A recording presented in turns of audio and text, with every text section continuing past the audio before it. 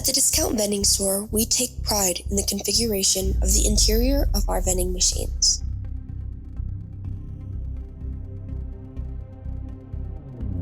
The correct coil is determined for the depth of the product, which determines how many products fit in each slot.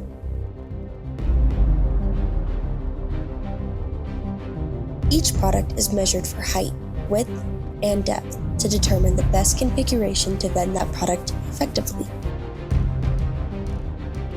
If a product does not fit well on a coil, it is instead placed on one or more conveyor belts to allow effective vending. If a product is wide enough, the product is placed into a double wide slot. The product is placed on a rail if additional stability is needed. And the heights of each tray are adjusted to ensure that there is enough vertical space for each tray of products to vend effectively.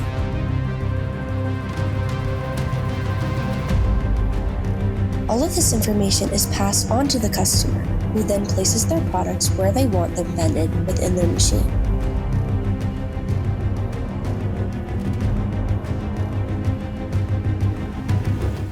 The touchscreens on each machine are then configured to match the correct images, descriptions, prices, and names for customers' products.